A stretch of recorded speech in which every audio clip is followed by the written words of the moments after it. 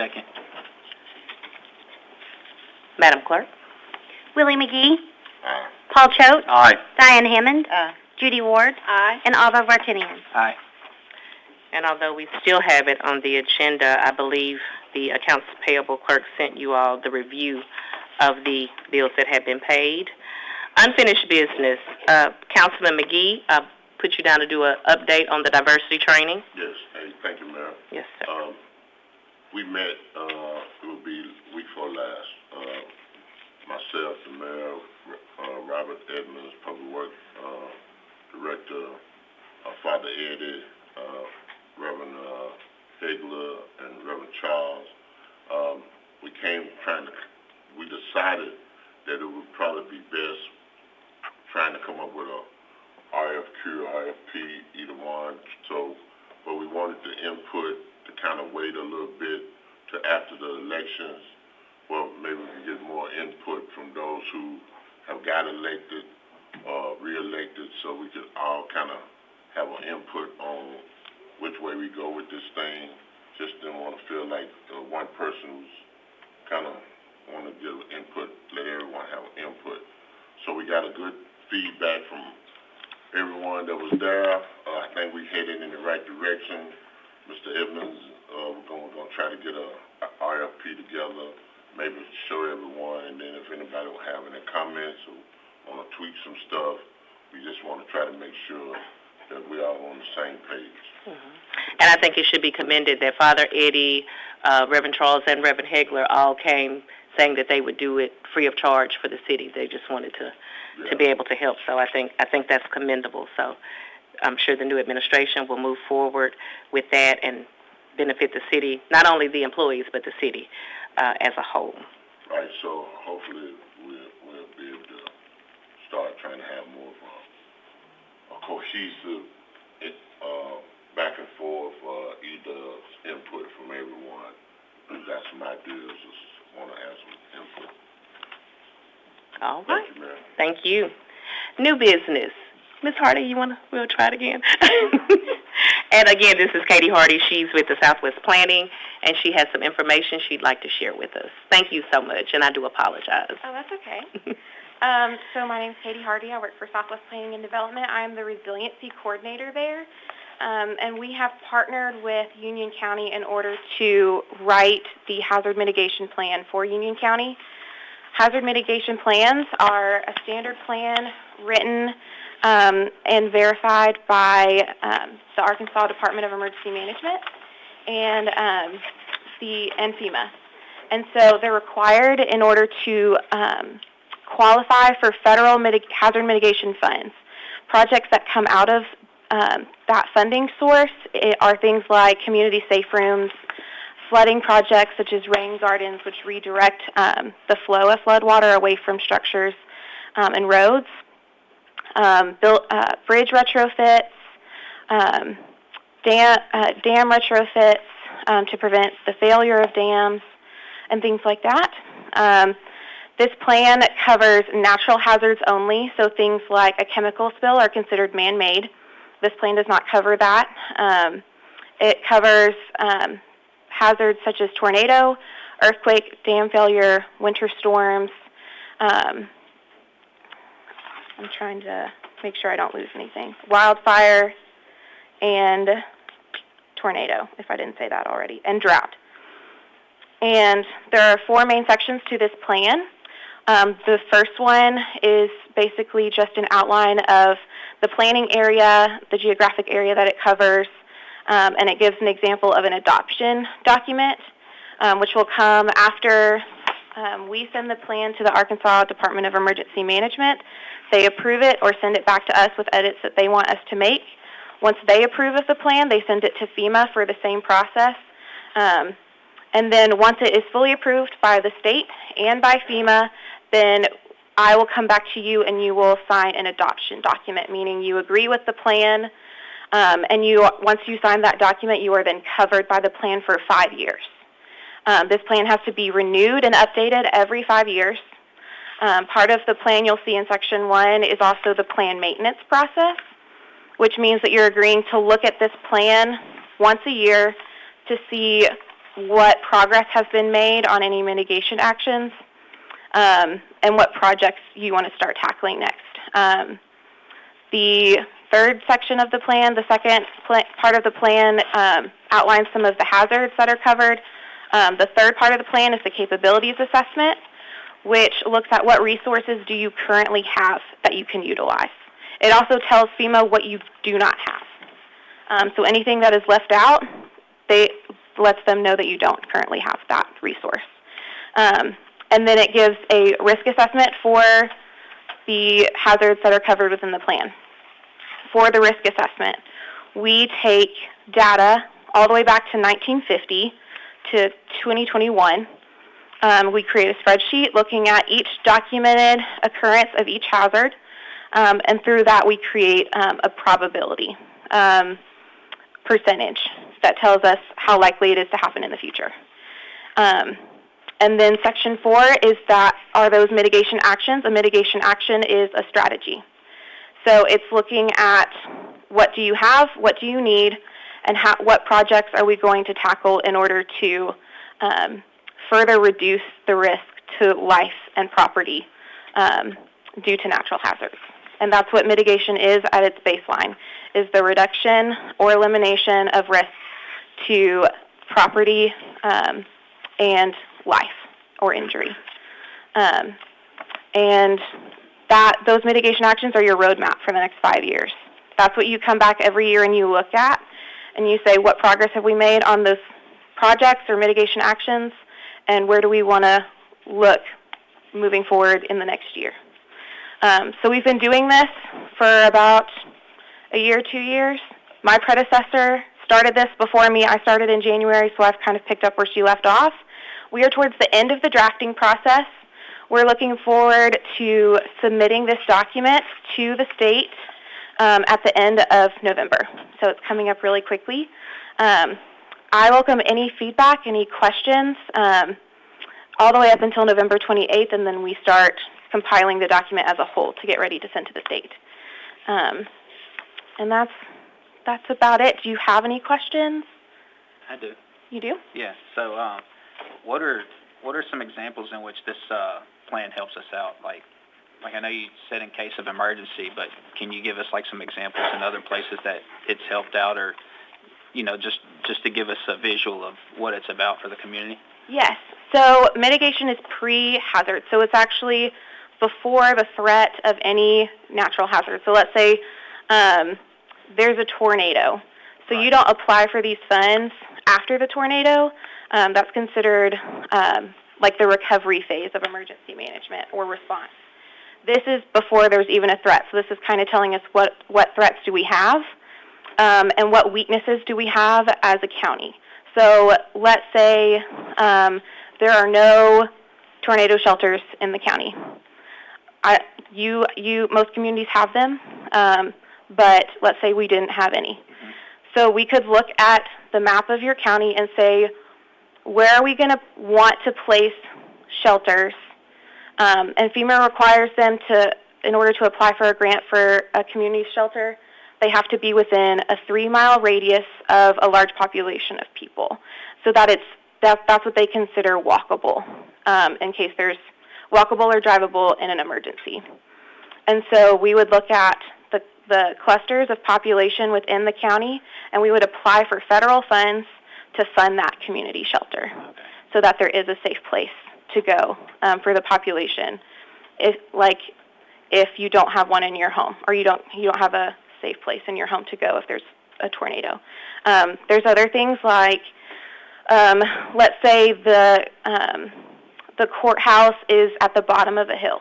That's considered a critical infrastructure building within the county because it houses a lot of things that are critical, like the tax assessor's office, the mayor's office, the judge's office, a lot of things that day-to-day are needed.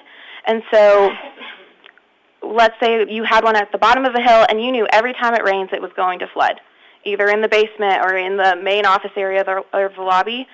We could look at projects that would redirect the flow of floodwater away from the structure so it no longer affected the structure or it didn't affect it nearly as much. It would affect it at a manageable level that would not put the structure at risk. Is there any other examples you'd like? I do have a question. So Yes. you mentioned that as a pre-threat, you could build shelters, but it would have to be a populated area. So can you identify how many people a populated area would be? It just has to be, there's no specified number that I'm aware of. It just has to be within a 1.5 to 3 mile radius of a, like it wouldn't be in a rural area where the homes and properties are spaced out already by 1.5 miles or so. It would be in a city, in a neighborhood, something like that. There's no maximum number, and I don't even think there's a minimum number. It just has to be in a cluster of people. Any other questions? I have one. Okay. When you're gathering your information, how do you go about getting that information, like areas that are flooding? You said it had to be for a building that was, like the courthouse or city hall or something like that, but what about in neighborhoods that there's flooding? So for neighborhoods, we look mostly at the roads that are flooding, and as long as it's not a state road and it is under the county or city's jurisdiction, we can work with it. If it's a individual's home,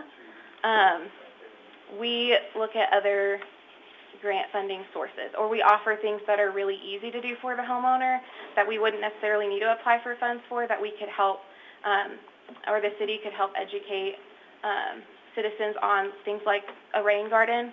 You can do a rain garden very easily for, depending on how large it is, at its smallest, probably $100.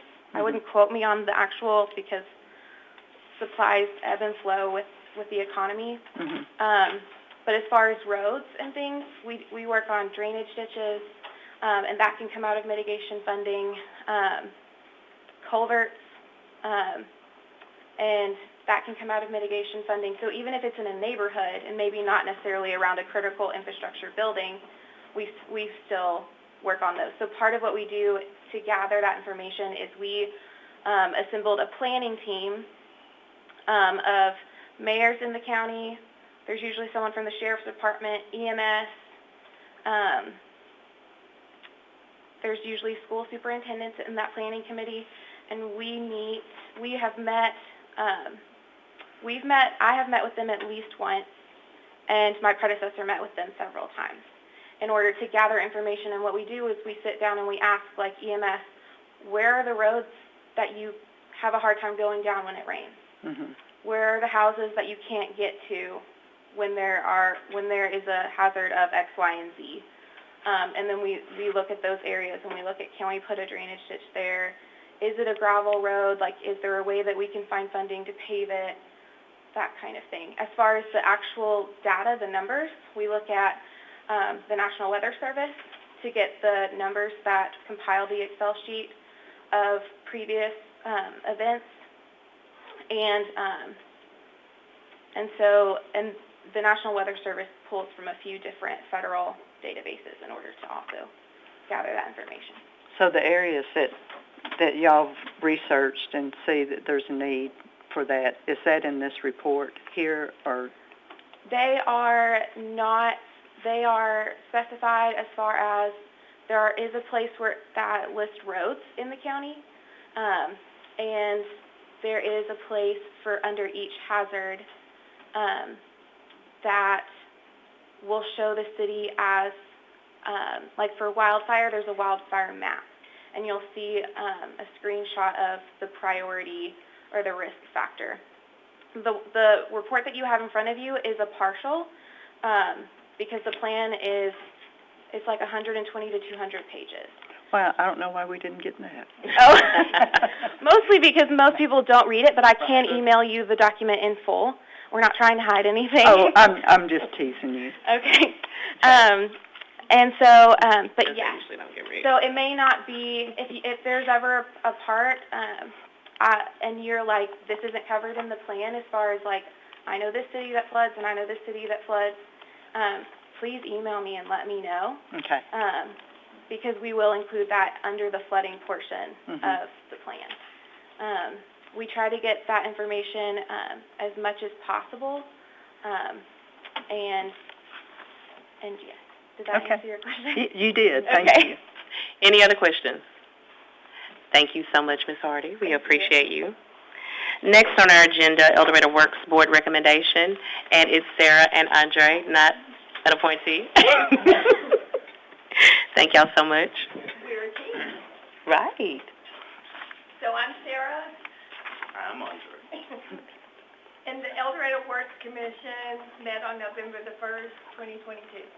And on that agenda, we had the El Dorado Municipal Auditorium signage been out for about over a year. And we approved. I'm just going to ask if y'all would just speak into the mic. I think some of the people are having a little trouble hearing. Oh, I'm sorry. Take it and pass it back and forth. At the meeting, we discussed that the El Dorado Works Board, we went over about the sign at the auditorium, and that we approved it.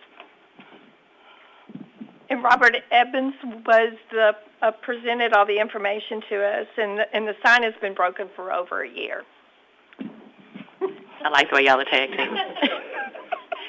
The cost for the sign was $86,922. The money will be coming out of the construction and maintenance account. And I don't know if you guys know where this is, but it's right across from the upcoming opening Whataburger, and it's in a perfect place for it to be. Everybody sees it. And bottom line, it's for advertisement and promotion for all kinds of events. Also, for the whole city will really benefit from it. It's not just the auditorium. But also, too, it's to let everybody know if there's an Amber Alert or if there's any kind of a burn ban and stuff like that. The sign's been there for over 10 years. It's been wonderful. Everybody loves it. And And we missed it. Yes, so. And if there's like, the city is surrounded by chemical plants, so if you got an evacuation or a big spill out on, 167 or 82, you could also put that on the sign as well. Any questions? I have one. Out of this $86,922, aren't we required to pay a big chunk? I'm talking about before we order it. Don't they have a sizable down payment? That's correct. I think it's 80%. Okay. So we needed to get that 80% taken care of ASAP to get the sign ordered. Yes, ma'am. Yeah. Yes, ma'am. It's almost 70,000. Yes, if you round it off, it's about 70,000. I had a conversation with Robert today, and they're looking at about a 6-week minimum turnaround to manufacture the sign, get it delivered, and then possibly another 2 weeks before the actual installation. So it's my understanding it's imperative to get that check out of here as soon as Essence can get it printed. That will be Monday. Get Robert to bring over the paperwork. Okay. I make a motion to approve. Second. Yeehaw, the city. Any discussion? Madam Clerk? Paul Choate, Aye. Judy Ward, Aye. Diane Hammond, Aye. Willie McGee, and Ava Vartinian. Aye. All right. Thank you. Y'all The did a whole city wonderful wins on this. Thank you. I really like the tag team. That's, Yeah, that's, y'all that's did really cute. Tell Greg we don't need him to come back. Back now. Well, our finance chair is not here, and neither is our city attorney, so we will forego the ARPA resolution and the budget preparations. Mr. Rester is not here, and neither is the city attorney. And Mr. Vartinian decided that he would not come on tonight. The commingling of funds clarification is irrelevant since our city attorney is not here. So we will go right to announcements. We know that tomorrow is Veterans Day. I know that there are several activities that will be going on. I do believe, Ms. Laquita Rainey, did I see that Elder House will be partnering with Johnny B's tomorrow? Free breakfast for all veterans at Johnny B's. Make sure you have your ID. Okay. What time is that? Okay, at Johnny B's, they just show their card? Okay. All right. For those of you who are listening and all of that, yes.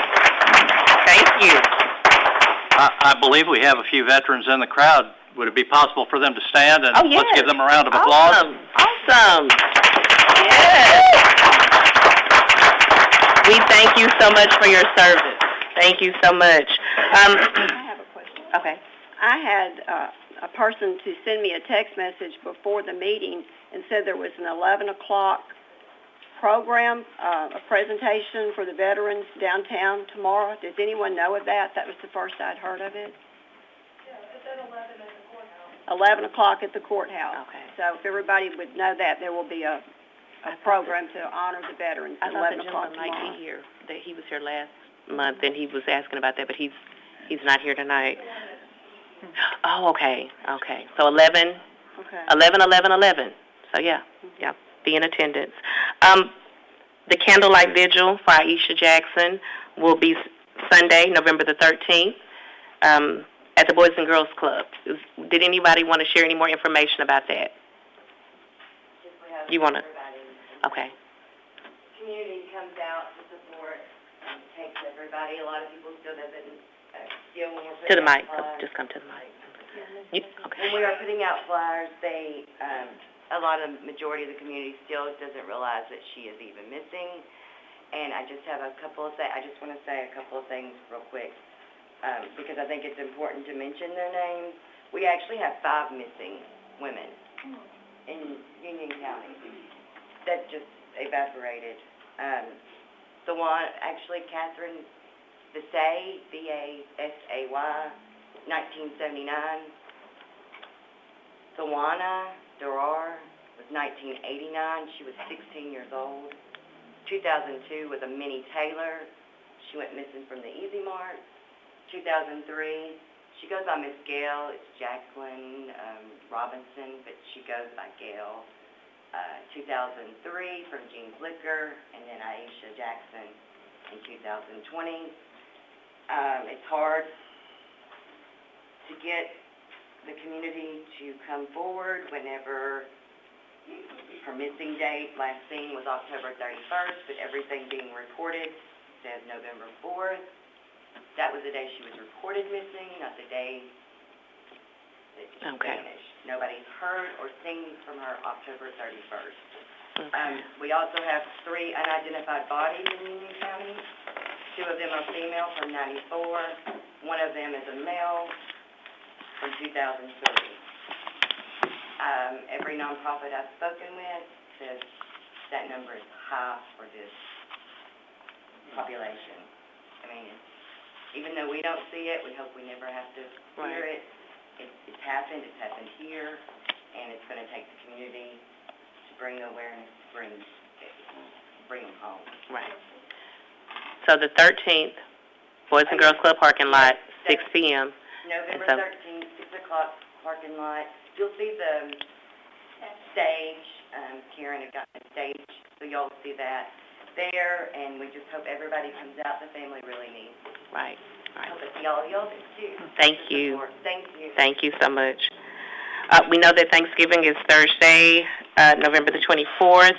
I did want to share an announcement that Pastor LaDeborah Van Hook sent me, because they will also be doing something. They'll be doing something for Thanksgiving. The Fortville Community Watch, New Jerusalem Christian Ministries, New Eastside Baptist Church, and other churches in the Fortville community will host a Thanksgiving lunch for city employees on the Monday before Thanksgiving, which is November the 21st, at New Jerusalem Christian Ministries, and I believe she told me 11 o'clock. So for all the city employees that want to go by, she said that they have plenty of food, and you can come and you can eat there, or you can take it with you. But that will be Monday, November the 21st, there at New Jerusalem. All right? Is that on Grace Street? I believe it is. Grace Street. Okay. You have a question? Okay. At the last meeting, we never discussed the Christmas days off for the employees, and I just wanted to see if you've talked to the department. So I did, and I only see Chief Hickman here, and I'm not even sure if he responded. So we get Christmas Day off, not Christmas Eve. No, well, Christmas Eve falls on Saturday. Falls on a Saturday. Christmas Day falls on Sunday. So they and would they take get 2 days Monday. off. So they're Okay. wanting to know if they get Thursday and Friday, or if they get Friday and Monday. They opted for Friday and Monday for that. Okay. I'm glad you asked, because I have forgotten. I want to mention that we know that we just had an election, so we do want to congratulate those that won. Now, I will remind everyone, because I did get a call, I want to remind everyone that those of us who are in office are here until December the 31st. We don't leave until then. But come January the 1st, Mr. David Hurst, you want to stand, will be Ward 1, Position 1. Frank Hash, you want to stand? You already did? Everybody knows who you are. Ward 1, Position 2. Vance Williamson will continue in his position. Judy Ward was reelected to her position. Willie McGee was not opposed. On Ward 3, Position 2, Bishop Calloway. All right. He is not here, but Buddy McAdams will be Ward 4, Position 1. Diane Hamill is reelected, and Paul Choate is our mayor-elect. He'll be our mayor. So let's give everyone a hand.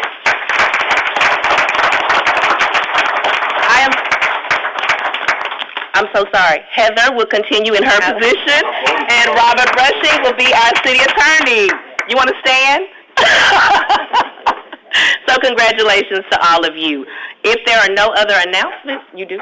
I just have a comment. Okay. I promise you. Okay. Since I am the liaison person, for the Chamber of Commerce. Oh, yes, I'm so sorry, yes. They had a meeting yesterday. During that meeting, several things were discussed. And one of the things, Mr. Luther at the end had an update on the 82 project. We ain't had an update on the 82 project, but he had one. And I thought it was very interesting on some of the things he mentioned. That RDAC has almost inquired almost all the properties. I think it was almost 200. They still, thank you, sister. I think he said he had about 50 or 60 more to try to inquire. But he made a statement that really kind of caught me off guard. Said demolition would start December the 31st. And then utilities hadn't really been, and it might take a couple of years for utilities and water and all that to get to. But for me, saying all that is what I'm going to say now. In us who stay on the east side of town, in the morning, during lunch, and I know I sound like Joseph in the wilderness, but I'm going to do it again. And in the evening time, buses, people going to work, we already have people dodging 82 now, trying to dodge the red lights. So when the streets started being tore up and the train got out, the other morning, the train had all 3 exit blocks down at the water, the playscape, by the news time, and over by Budweiser. Everybody on the east side of town was almost cut off for, I know, for over 15 minutes. This ain't the first time. If we don't have a street plan for when 82 and the utilities and all that start, it is really going to be a mess until we sit down and discuss some type of strategy so we can take the overflow of all this traffic on the east side of town. I can't talk about no other ward. I talk about the ward I live in and I see every morning. We're going to have a problem. We're going to have a problem. And we need to have this discussion. I know it's not a good feeling discussion, but it's the discussion we need to have.